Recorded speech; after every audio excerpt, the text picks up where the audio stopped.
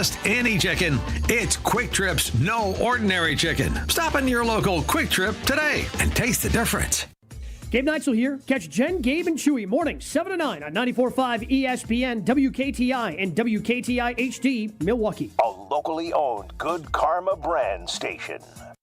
It's time for the best 60 minutes of your life. This is the Homer Hour, broadcasting live from the Gruber Law Office's One Call That's All studio at the Avenue in downtown Milwaukee, alongside former Packer Bryan Bulaga. Here's Emmy Award winner Homer.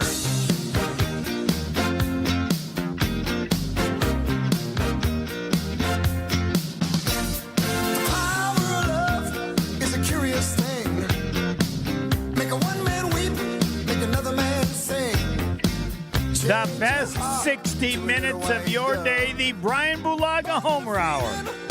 Love when he comes on before the start of the Homer Hour. Says I like kind of a chip on the shoulder. The doctor of football, am I quoting you correctly that you like hearing the Packers have kind of a chip on their shoulder, be it it would be their head coach and their quarterback? Oh, I love it. I think it's great. Because we talked about it last week. About the step back thing, right? That was the big question that I got asked of Jordan Love last week. Right. Did the team take a step back, and the way he responded to it? Then obviously that got asked to Matt, right, at some point either today or last. I don't know when it got asked, but. And I think it got taken out of context that they were talking about Jordan in some way, shape, or form. Did Jordan take a step back? And I don't think that that's what the question was about in general when Jordan got asked the question, right? I think it was more about the team. But I liked a little bit of fiery response, right? I kind of like that answer. I think it shows that, there's a lot to prove that these guys have each other's back. I think that's a good thing. And part of that too is Matt's right? He said something to the cause of, he missed multiple games. I think it was 3, and he still threw for 3,300 yards or whatever it was, and some change, and 26 touchdowns where he threw for, I don't know what it was last year. I think it was like 34 or something like that. Chris, you can triple check me on that. I forgot what it was. I'm willing to accept it. It's somewhere in that ballpark. Enough. It was somewhere in that ballpark. Now, so go ahead. So I just like that. I think that's good. And I think that that confidence and that little bit of edge, I think that translates through the team. Especially in the offseason. I think that's good. I think that's something that, when you have a head coach that sends that message that I got these guys back, it's like, we're just not going to create a narrative like this, that this team is taking a step back or an individual's taking a step back. We're just not that's not going to be a narrative we're going to play on this whole offseason. Like, this is a new season. We're moving forward. Like, this isn't a step back off season. This is a moving forward off season. And I like that. I was of note to ask because I feel pretty comfortable that you in your career, I'll bet, never played with a chip on your shoulder at any point in time. Because if you did, I'd like to know when it was. I'm assuming in your life there was a standard of excellence. You needed no chip on the shoulder ever to perform at a level and in a manner that you thought was necessary to succeed at wherever you were playing. So the question again, did you, and if so, I'd like to know when, ever have a chip on your shoulder past the age of 10? I'm guessing maybe at 9 you might have had one that someone didn't yet fully appreciate how good you are. Take it away, Chip. Actually, yeah. My 7th grade year, I played up for some reason. My dad wanted me to play up on in Pee Wee football, there was like certain weight levels and things like that. And he wanted me to play up with like the oldest age group on the heavyweight, like the heaviest division, right? So I played up with these 8th graders, and I got the snot beat out of me all season. I didn't start a game. I might have played 10 minutes the whole season. I didn't touch the field. I was a beating dummy the entire season. I got beat on. And you were mad at your dad. No, it had nothing to do Oh. with that. It was quite a demoralizing season, so to speak. So, I mean, at that point, after that season, after never touching the field, after kind of getting wailed on for a full season, I was like, you know what? Like, I don't know if this sport's for me. I don't know about it. Um, my dad kind of convinced me to give it one more shot, but I went into that 8th grade year with a little chip on my shoulder because I got beat up that whole year, that whole 7th grade year, and I'm like, I don't know how this is going to go. Like, I just went through a whole year of me getting beat up. Is this going to happen again? Like, I don't know what's going to happen. And so I would say that was probably the year that sticks out to me most. 7th grade to 8th grade That year. was close to by the time. I don't believe as an NFL player you ever. Now, maybe you might have played against one player there at some point, but I don't believe that you ever played with a chip on your shoulder. Accurate or not? Yeah, I mean, listen, some guys, some guys use it in different ways. Some say it's a chip on their shoulder, and that's great. Everyone uses language a different way, or they have a different way of going about things, or they felt slighted in a way, or this or that. And I guess I could have used that, right? I could have said I fell in the draft to 23, and I was, none of that. I never really looked at things that way. That wasn't really my thought process. Others did. Yeah, others did, and that's okay. And that's Who fine. was in the Hall of Fame chip on the shoulder? Of course, Aaron Rodgers is clearly at the top because he just had to invent it in most cases. Yeah, Aaron. Well, obviously, Aaron was probably should have been the first overall pick, and he fell to where he went. But I think Clay would probably be another one. All right. I mean, Clay was another guy. Every time I went against Clay, he was. I always felt like he was trying to prove a point to me, which I was like, that's fine. That's especially when I was younger, which was great for me. But he was probably another one of those guys that got picked later in the draft that probably thought. I want to ask. This is a good one, Chip. I don't see. And he certainly could have. I don't see Jordy Nelson as being a guy who needed or used a chip on the shoulder, but that's a guess. Yeah, it's funny because I can't say that I ever had that type of conversation with them about that. Like, you know what I mean? Like I'll just put it this way. Jordy was a super prideful guy, still is, right? Kansas boy, like farmer, like he's just a prideful dude, like cared, like just went to work, like that's what he was, right? Like no matter what the circumstance was, just went to work and cared about it.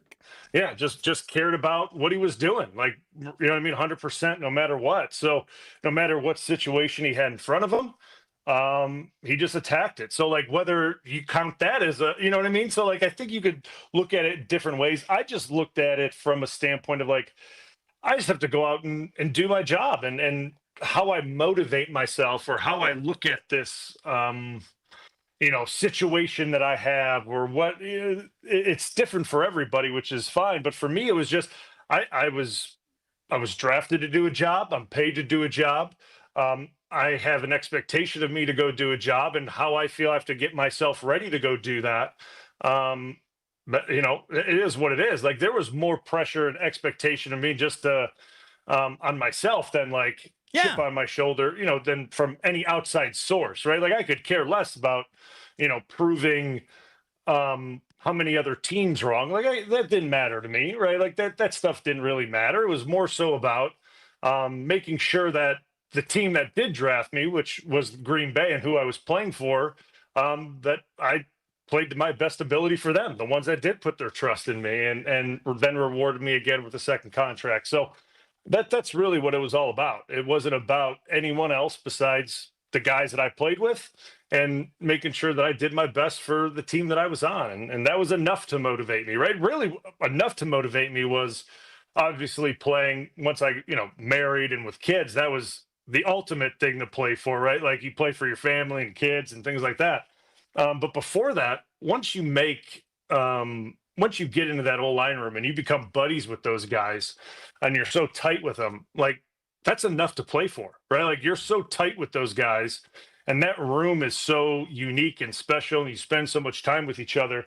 You don't want to let the guy down next to you. Right. So because if four guys do a good job, but you mess up, then the line messed up. Yeah, and then the whole thing goes kaput. So like you don't want to let down four guys. Like that's the thing. So like to me, it was enough when I was especially younger. Play for the guy next to you. Play for the other four. Like do it. Make sure you're holding up a high standard and pulling your weight. And obviously, as time transitions and you get older and life stages go through, motivations change and priorities change. I mean, obviously, playing for the guy next to you never changes, but there's different whys, right? There's always a different why you do things, and but never was it an outside like outside source of motivation. It just couldn't be. Like, you know what I mean? If that's what gets you out of bed, oh man, that's tough. There are more than enough other things. The Lions Pro Bowl center says he's retiring, and I bring it up because this all seems very simple to me. And this is what's simple. You make so much money that at some point you can, far sooner than ever possible before, just say, I'm done. It can be because you're hurt. It could be for a number of reasons. But the ability to retire at whatever age is so much younger now based on the revenue that you made that I'm never surprised. And I think it's as simple as that. But I ask you because I understand I might be missing something. No, I mean, I think, what's Frank, 29? I mean, Frank's 29, I think. And let me say this, hell of a center. Like, really good center. All right, explain a hell of a center for those of us that don't know exactly what that means. Yeah, what makes you a hell of a center? I'm starting with a great blocker, or I don't know. Yeah, so obviously, like, you know, great blocker, obviously, but like I always look at centers from their smarts, right? Like, and like that's always the biggest thing to me with the centers, with how they're able to communicate things properly to their offensive linemen. Because you see when an offensive line is always on the same page, most likely that comes from the center, because the center's very clear with his communication and he's right. So does he know what the communication is, or does he then, when he gets to the ball, look at the defense, and can that change anything that he planned on saying or doing, or is that the quarterback's job?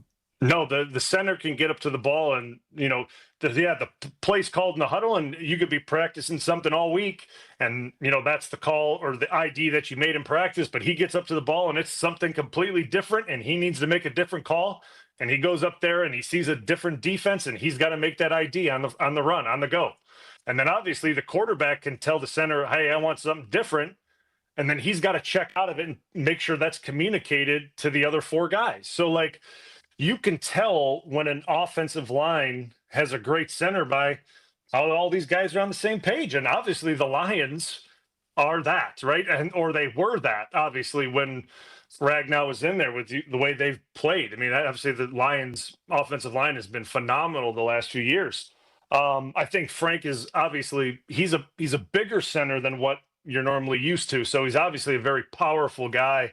In pass pro, he's more of a road grader in the run game than normal centers. Normally centers are a little bit smaller, a little bit quicker, and how they're able to reach and do things. Frank's a bigger guy, a bigger center. So he was able to kind of be more of a road grade type center that you're just not used to seeing all the time, which made him unique from that standpoint. So that's a loss for the Lions. That's a loss that, you know, people might think, oh, it's just a center. I mean, yeah, that's a Pro Bowl All-Pro center. So if you had the Packers and the Lions as close to dead even, you would today say, hey, this is Bryan Bulaga. I'm now picking the Packers above the Lions, given this injury to this player. If you had them very close before it. Well, I mean, I look at things. I mean, you look at, they were already very close. I mean, were they already very close to begin with? I don't know how close they were to begin with. I mean, they played them tight all throughout the year, I felt like. I certainly think that this does a lot of damage to the Lions up front. Give me a player that would be similar if lost for the Packers. Like Elton. Like you lose Elton. Okay. Like you lose Elton, for the season, or Elton leaves, right? Yeah. Or he retires. If Elton retired. Yeah. Like Elton goes, right? Like Elton just is done. Like that's the type of impact that guy has. Because like Elton, like you got to look at that line, right? Elton's been there a long time. Frank was there a long time. Like they've been there. They know things. They've been in that scheme for a long time. Like I mean, there's something to be said about guys that have been in one place for a long time and they know the ropes and they're familiar with everything that's there. And they're high producing players and they're leaders. And that's what Frank was there. He's a leader. If players were making then what they're making now, who among people you played with would have retired sooner? Because I'm assuming this is injuries. I mean, I just read all the different things, toes and different things you have that are just, it's the worst. Guys that were beat up. Yeah, and they just kept playing. But if they had the kind of money, if they would have signed a $54 million 4-year extension, they would have retired sooner than they did. That's a good question. All right, we're going to break, and that'll give you time to pick someone, if there is. That's a proper tease. Next. More of the Homer Hour coming up next on 94.5 ESPN. A number of slowdowns we're monitoring this afternoon. Let's start westbound 94 between downtown Milwaukee and the Stadium interchange. Will be real slow. Those slowdowns begin at about 16th Street. 4145 southbound slow from Good Hope Road through Capitol Drive due to some road construction. On the northbound side, you'll be on your brakes from Watertown Plank Road through Silver Spring. Northbound 43 between downtown and Brown Deer Road. Those slowdowns start south of Milwaukee at about National Avenue. You'll be on your brakes through the Marquette interchange up until Capitol Drive. On the southbound side, slow from Locust through the Marquette until you hit about Lincoln, and on 894 westbound from the Mitchell to the Hale, slow out there till about 60th Street. Your traffic report brought to you by Racine Danish Kringles. Order Dad Kringle for Father's Day at Kringles.com. Have it shipped right to DadKringles.com. Racine Danish Kringles, not just a treat, it's a tradition. Mostly cloudy skies overnight tonight, a low of 64 degrees. From the WTMJ Traffic Center, I'm Mike Spalding on 94.5 ESPN.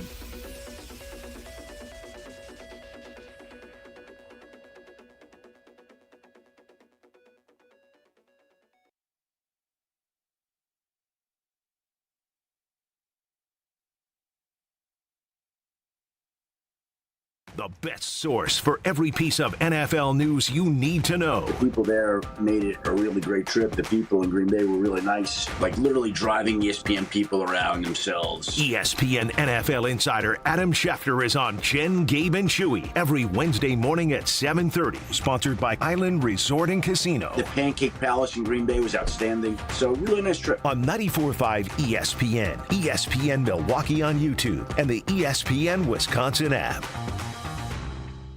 Rivals meet again when the Brewers battle the Cardinals June 12th through the 15th. Come for a duel between the Contreras brothers on the diamond and stay for one of the best weekends of summer.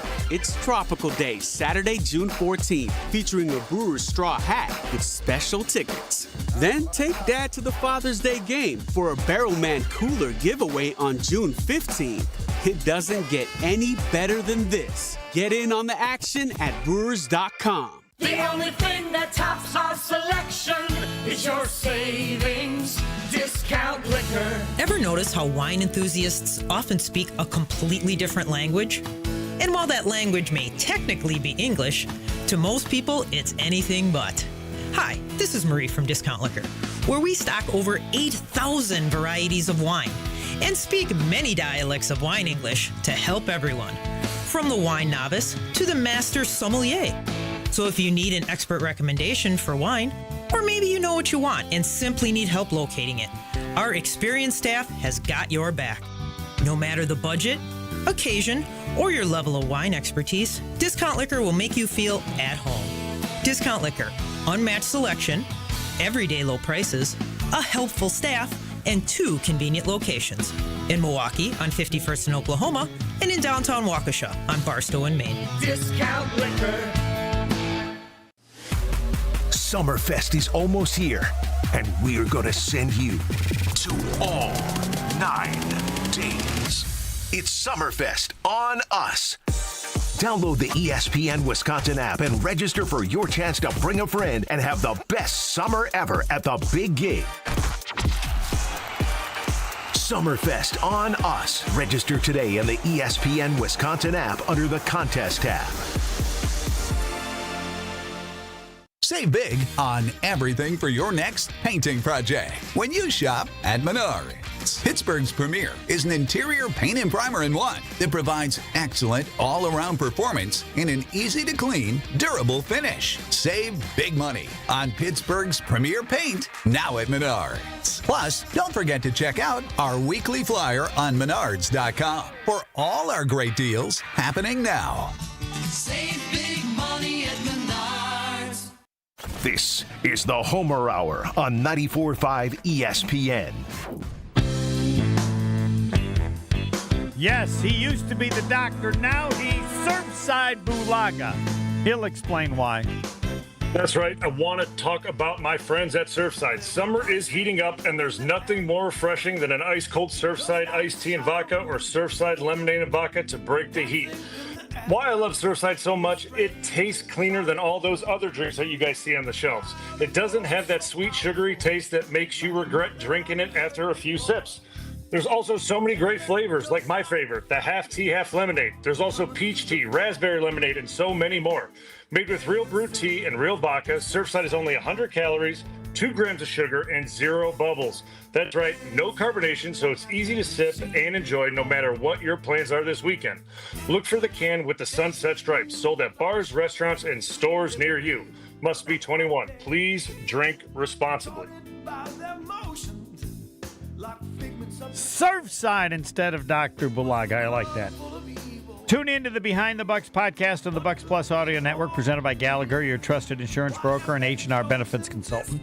Behind the Bucks brings you exclusive access and untold stories about the greatest stars and moments in Bucks history. Go behind the scenes of Giannis's Emmy-nominated documentary. Learn about Dame's journey to becoming a top 75 star and hear about the true origins of Bucks in Six culture. Find Behind the Bucks on bucks.com/plus, the Bucks app, and wherever you get your podcast. Behind the Bucks presented by Gallagher. As I asked Bryan Bulaga, given the announcement that the center for the Detroit Lions is retiring before he gets to the age of 30, and I think it is because of all the injuries, and he's got enough money that he doesn't have to play anymore and risk, I'm assuming, the potential to an injury that he would have to deal with his entire life.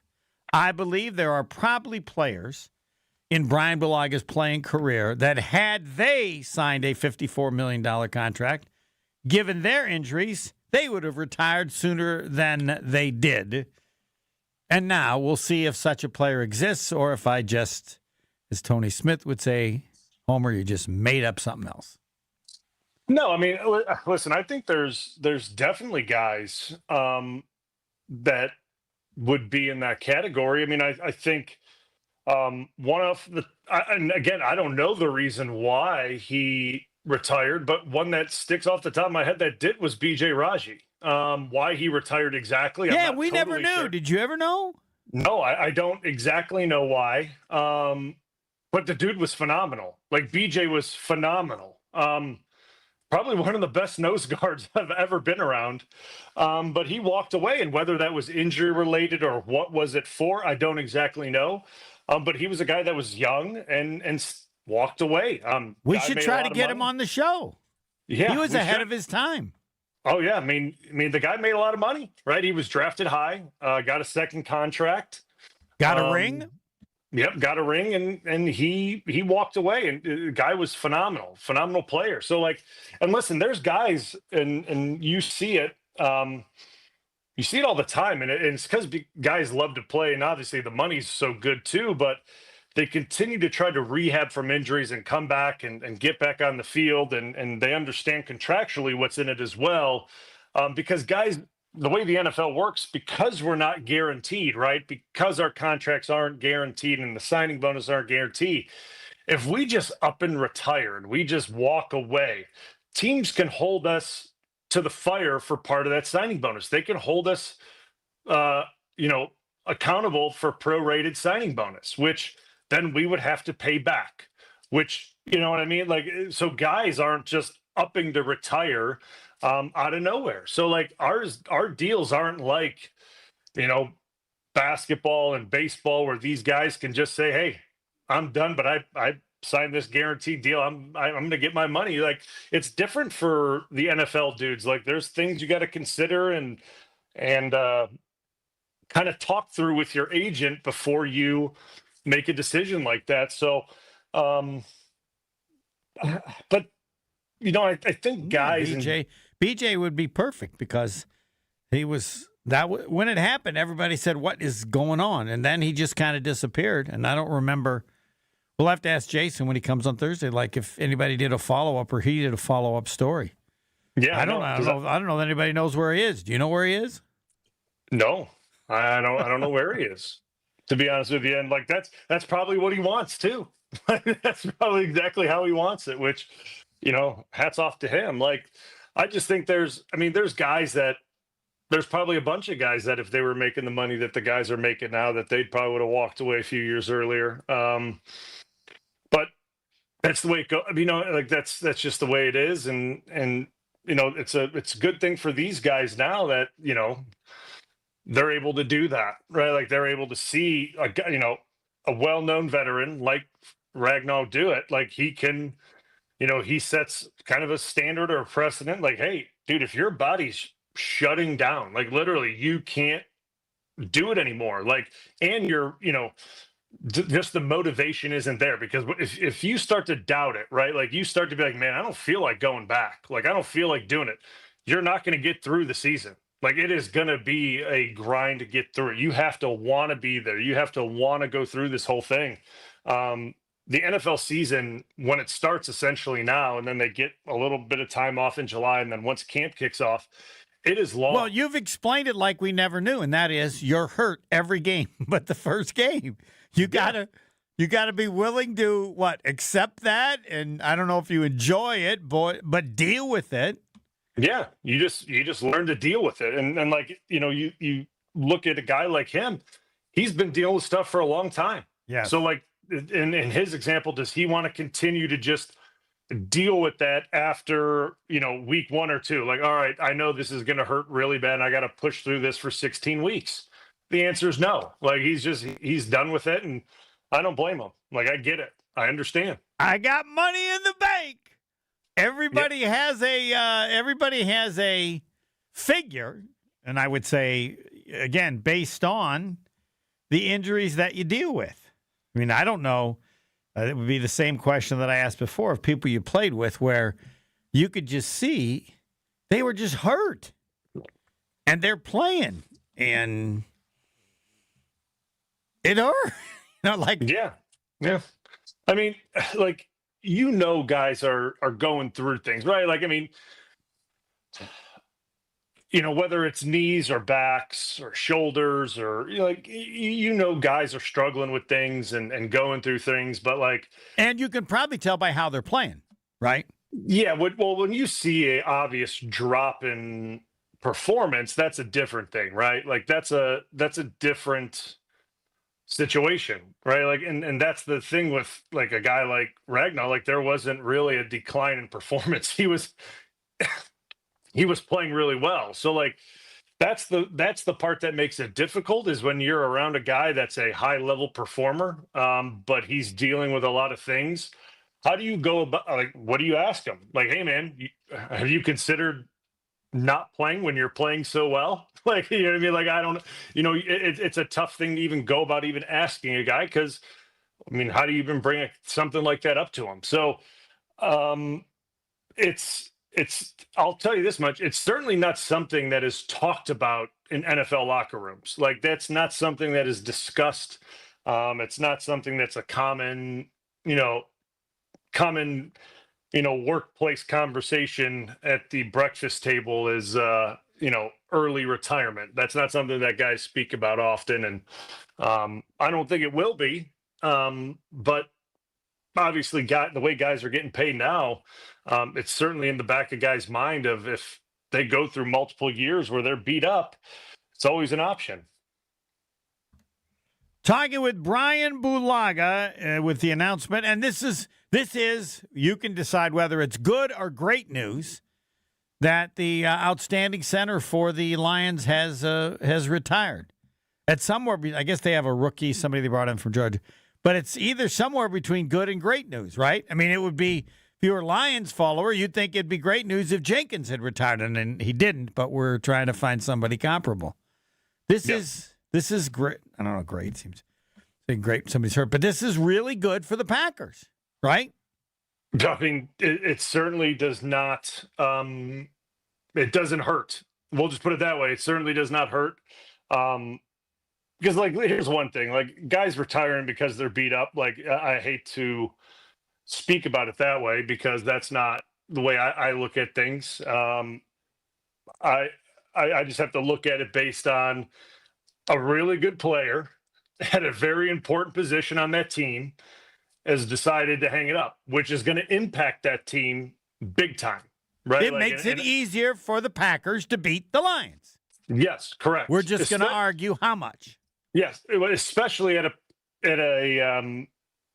a position, right, where we struggled to kind of break through that front five of the Lions, right? Like, we struggled to create pressure to get home against Goff. Like, that was an issue for us. So, like, insert a rookie, don't care who it is, right? Doesn't matter. He could be great down the road. I don't know anything about him.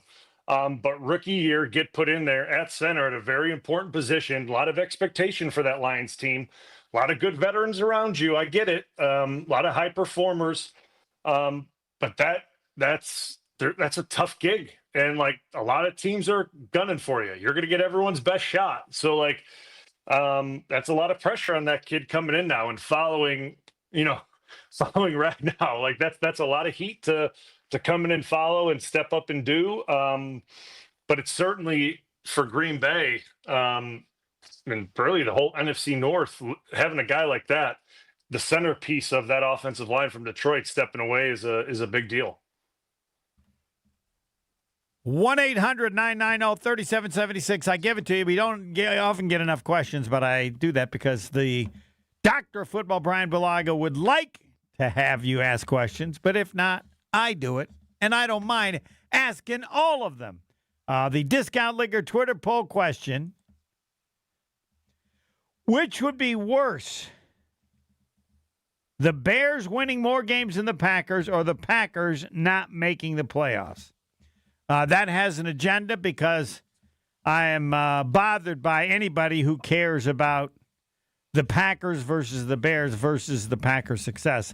I was hoping to get 100% the Packers not making the playoffs would be worse, but it's currently at 78%. 22% said it would be worse if the Bears won more games than the Packers. Now, you know what that means, Doc? That means there's still work to be done. We have a purpose to doing this show until it's down to 0%. Yep. Next. Go ahead. No, I was going to say you're right. You're right. You're I mean, I can't believe that you ever thought anything relative to the Bears other than how it related to you as the Packers. That's like they're in the division, you just want to beat them, but I mean, you got to make the playoffs. Right. You had one of those bad years. You didn't say, well, at least the Bears were worse. I don't think that ever crossed your mind. Nope. And by the way, the Bears were better than us in 2010, and look how that panned out. So, like, it's all right. Yeah. It's okay. It's okay. Beating the Bears, I don't know. I'll defer to you on this. I don't know that it would be any different than beating anybody to get to the Super Bowl. Correct. Next. The Homer Hour is back after this on 94.5 ESPN.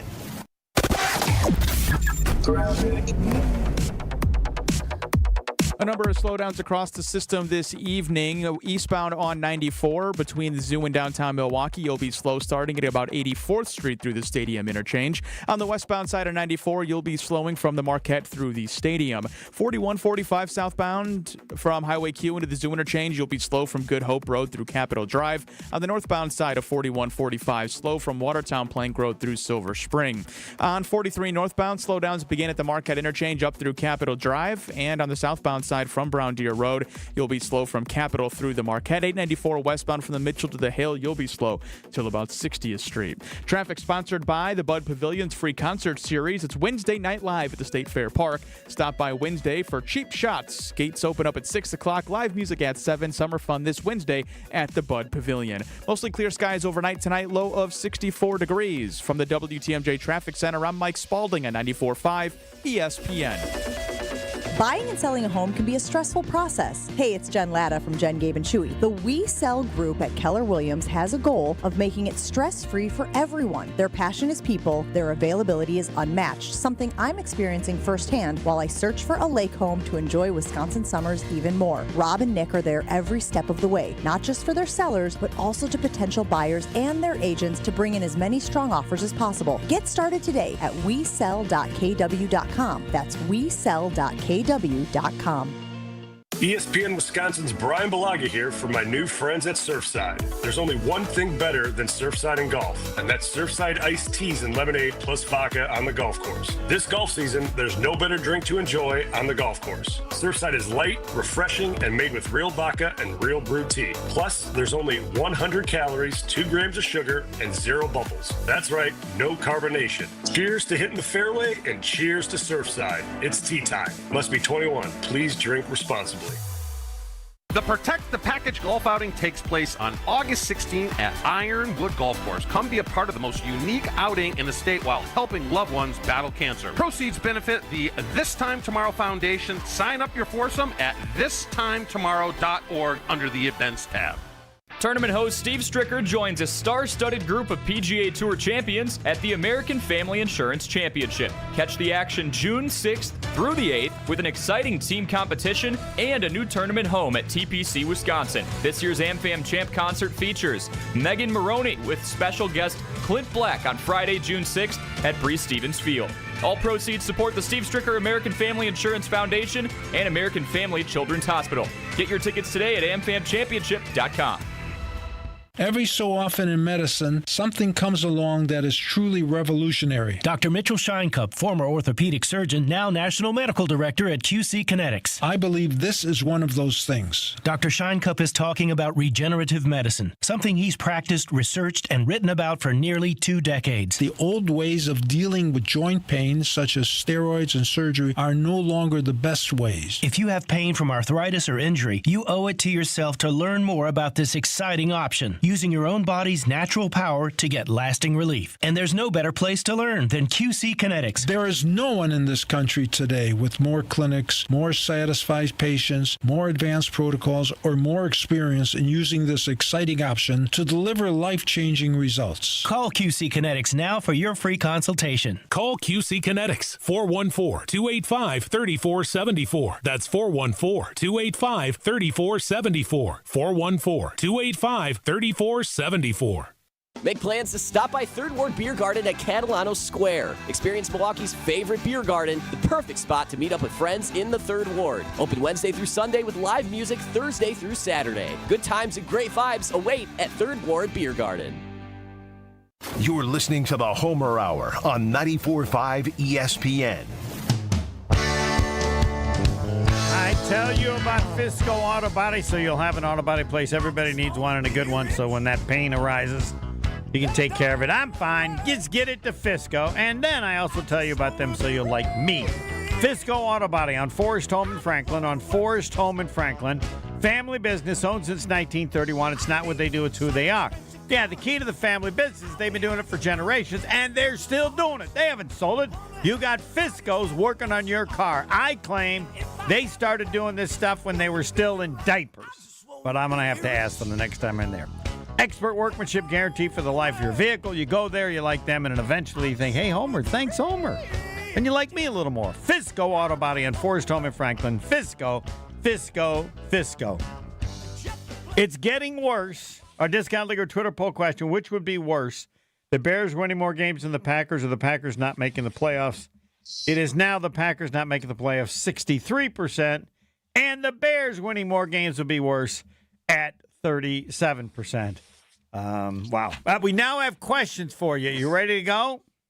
Sure. All right. Kathy wants to know how many teams, if you were the commissioner of college sports, how many teams would you like in the college football playoff system? Ooh, that's a good question. What's there now? What's going into it this year? What is there, 16 this year? No, they're not up to 16 yet. They had 4. What are they going to go, 12? Yeah, 12. I think they were trying to get it to 14 maybe also. But it was 4 last year. Last year was 12. 12, okay. Yeah. Tells you how much I remember. And I do know who won it. Ohio State won. Yeah, you're right, because the issue was over the 4 seeds.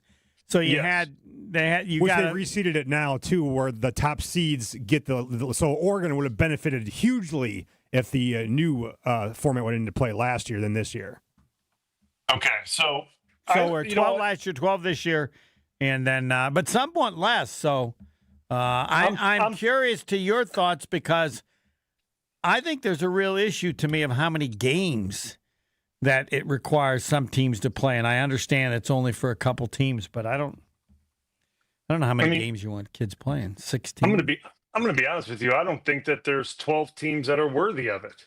Okay. Like to be honest with you, I don't think there's 12 teams. Like let's just be super blunt about it. Like and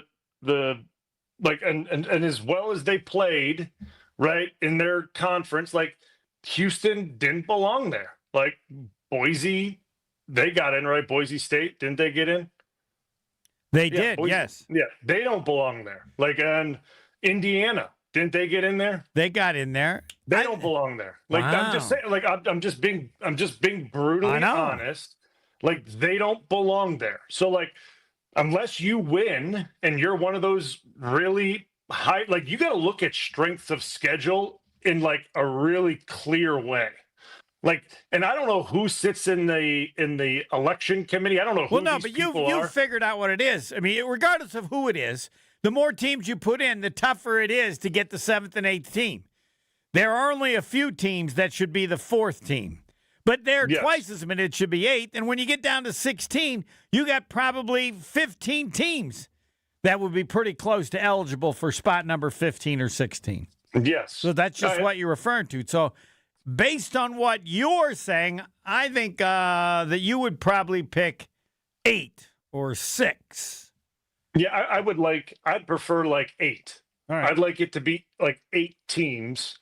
Because then it's pretty easy to see who like the best 8 are. Like you should be able to see it, right? Like, I mean, it used to be so clear, right? Like it used to be very clear with the BCS system. It was very easy. All the BCS games ranked out the best teams, and that was that, right? Like it was over. You'd have your whatever games, and that would be like your 1, 2, 3, 4, 5, 6, 7, 8. Those would be the best teams of the year, and that would be that. And everyone would move on.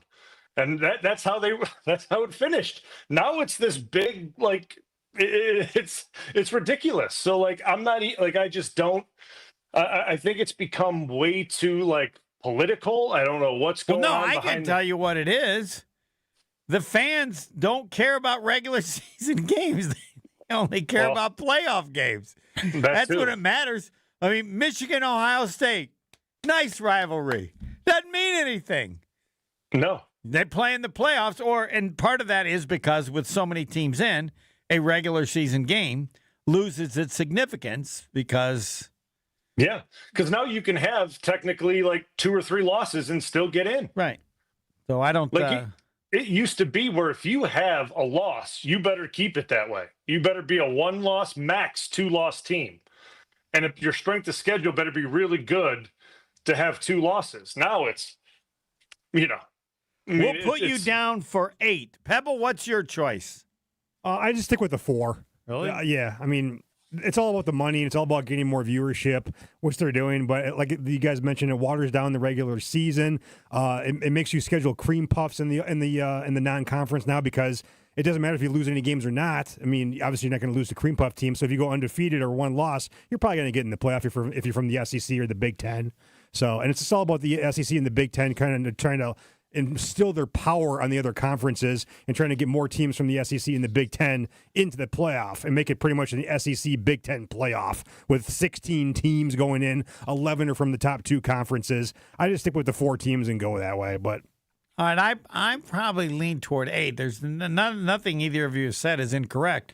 I mean, the Big Ten and the there's not even 8 teams that are willing or like have the I just go with like maybe if you want to extend it to more, just take the winning conference teams from every conference and then one from like the group of 5 teams and call it a day. I kind of like that, even if a team's going to get waxed.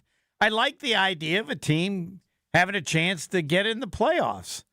Yeah, and but like, trying to make it like the NCAA tournament, and it's not the NCAA tournament. No, it is. It's not that. It's completely different. But like I thought there were some good games in towards not the first ones were terrible. Like the I don't blowout. even remember them. like they were so bad. But like you started to get to some of those later games. They were good. Like the Arizona State game was really good towards the end. I think it was against Texas. Like that was a phenomenal game. You had some good games. I think that would have been considered like the final 8 teams. Right. I think that was in that phase. So like there were some good games, but like everything before that was junk. It was absolute junk. Like it was bad football. Like I turned the game off after the first quarter because it was done. Like it was just bad. So like I get it. It's about money, but geez, you got to at least make it like palatable for people. Well, and the reality is, sir, if it's the playoffs, even when it's bad, it's good in terms of people observing it. But, I don't know. I just think there's somewhere we're all discussing all the issues that come up, the balance of you have X number of conferences and then you have a team. But that's changing now. And not to mention the whole issue of how equitable it's going to be, how many teams can compete at whatever the cost is to play big-time college football. Meaning, in reality, it's moving in the NFL. That's what it is, because you'll have X number of... Yeah, if you're not in the SEC or the Big Ten, you're not playing big boy football anymore. Right, and I think they're going to have to be open to more than that, but they're probably just faking it. I mean, we'll see in the playoffs, but you're going to have, depending on how much money it is, and... we still have not gotten the resolve from that court case, right? The judge still hasn't. Nope, not yet. And I don't know that we've heard anything as to why it continues to be delayed. But, I mean, I like the idea of conferences getting in, even if they're going to get waxed. Because it makes for a special year. I mean, given that you're 100% right about some of the teams that got in, it's still a special year for them.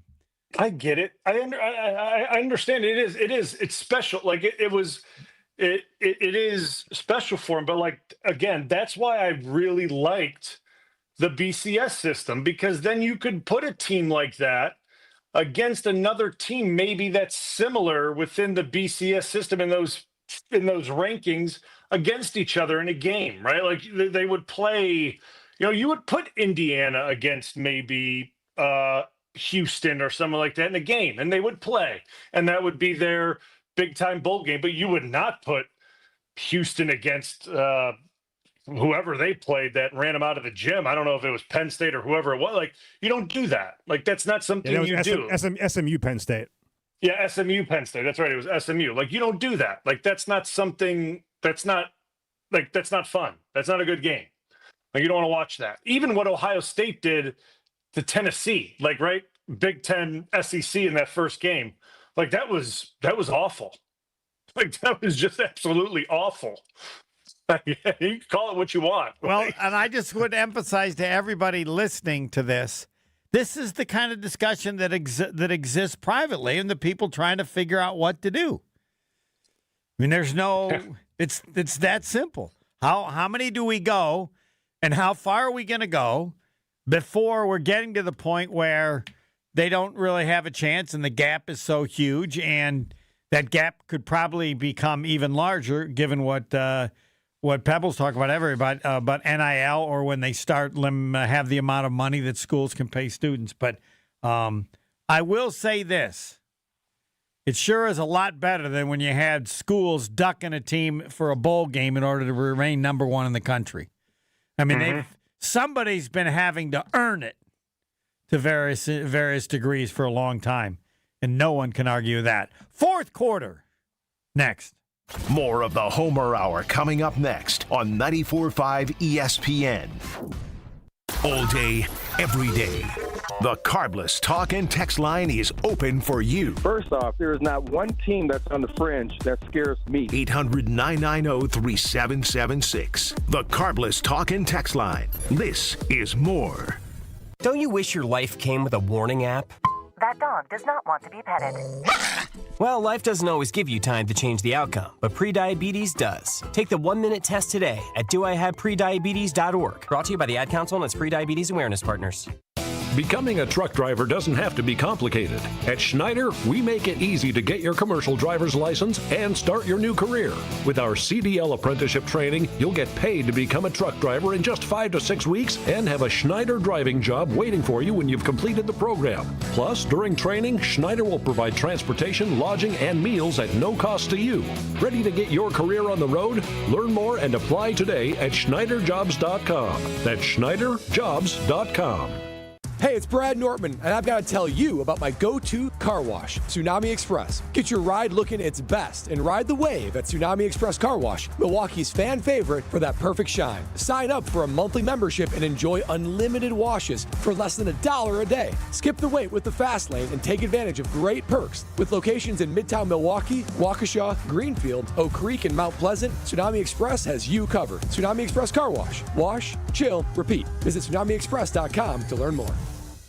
Hey, it's Kyle Walsh, and if you're a homeowner like me, you know how it goes. There's always a project that needs attention, and sometimes the big ones, like replacing old windows, get pushed to the bottom of the list. But I'm telling you, this is the time to finally check that box with Universal Windows Direct. They're running their home improvement season sale, and the offer is just too good to pass up. You can get payments as low as $99 a month or no payments and no interest for an entire year. Call 414-410-2000 or go to universalwindowsdirect.com. Great impressions will exceed your expectations. Great impressions, perceptions, everything. At Great Impressions Graphics and Printing, they've been proudly serving the community for over 26 years. From their location at the corner of 54th and Burleigh in Milwaukee, their dedication to quality and customer satisfaction has made them a trusted name in printing and design. Great Impressions offer a wide range of services, including banners, posters, yard signs, business cards, programs, and postcards. Plus, they specialize in custom apparel printing, perfect for family reunions, sports outings, business promotions, and more. For your next project, visit greatimpress.com. That's greatimpress.com. Great Impressions. They're here when you need them. Great impressions, perceptions, everything.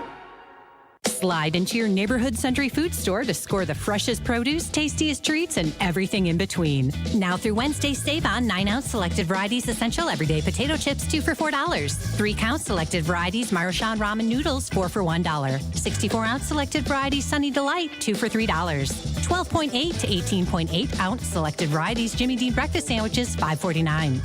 Let's get some strawberries. Attention shoppers. Safe. Okay. Ooh, pineapple fulfills every need. While you're shopping, a drive way back, it's a gunner. There's something goofy going on with the PA. Need a price check and I'll take me out to the ball game. See, what is going on? You're hearing things. We're at Century Foods, and you can't take your mind off winning that ultimate baseball fan sweepstakes. I'm hoping to throw out the first pitch at a Milwaukee baseball game. Or attend batting practice. Or hold the finish line ribbon for the racing sausages. You don't say. The ultimate baseball fan sweepstakes at Century Foods. Enter on Century's Facebook or Instagram by July 30th. Welcome back to the Homer Hour on 94.5 ESPN.